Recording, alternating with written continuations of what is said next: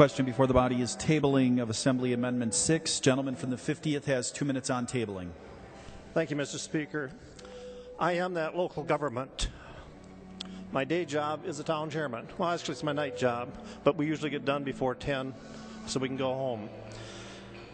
This is a big issue. I'm sure most of you have received petitions from towns in your municipalities, counties, cities. It affects all of us. In a time when this body probably will later on reduce shared revenue, this gives us the opportunity to stretch that limited dollar that we have a little bit further. It's a separate issue. Let's take it out and talk about it separately if it's that important. But to the towns right now, to the cities, to the counties, this is an important deal. And let's not vote to table this. Let's take this, whatever we want to do, whatever color is the right color here.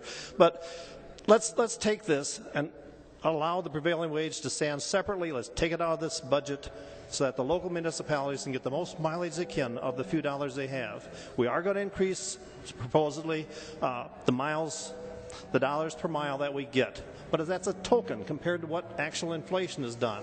And so we are not going to get any mileage, really. This is one way to help the local governments. And again, we can take it out, we can deal with it separately if that's important to you. Thank you.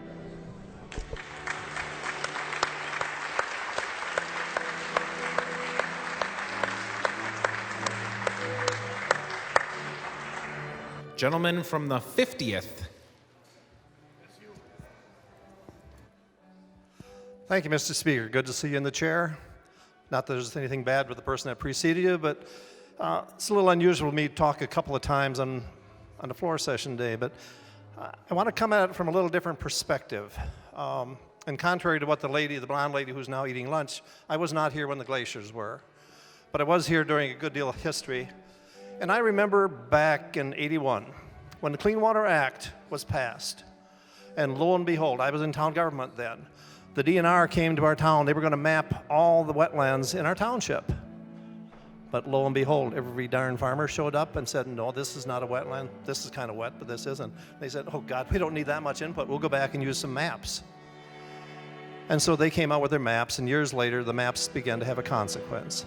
But let me tell you, wetlands are important. I will not debate that at all. They are important. They are vital.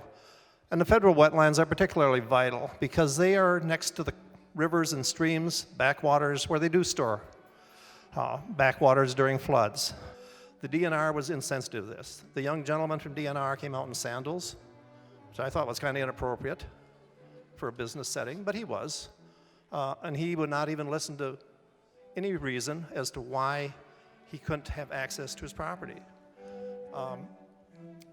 So anyhow, we met out there at this expanded road. It was 18 feet wide, my gosh. But he could now get to his formerly cropped wetland. DNR came and said, no, you can't use that. And so we asked the guy, can he file amended proceedings or anything? No, we'll sue him. We'll turn it over to the Justice Department. Well, luckily my staffer says, well, let's try and get ahead of this, because once it does get to justice, we cannot interfere. But if it's with DNR, we can ask. And so we had a meeting out there. We met with the second person in charge of the DNR. He was a bright enough individual to understand that you can't get a 18-foot combine down a 10-foot road. And so I think this is the good bill. We're looking at 100,000 acres out of 5 million folks. We've given no consideration to land that has been reverted back to wetlands. In my childhood, I used to lend money. I'd drive from Reedsburg to Portage. I'd go past some farmland, which now has reverted back to wetland. I used to service an area up in Marquette County. A lot of that land, I don't know what percent, but a substantial amount has been reverted back because of DNR easements and things like that. So the sky is not falling, folks. I remember seeing a cartoon where there's a person at the bottom of the steps laying over a dead chicken, and the fox and the rooster stand next to him and says, yeah, I totally misunderstood him too. I thought he's... So anyway, it's not late enough for that, I suppose. But this is not a bad bill. It's been demonized, but it's not that bad. It's very measured.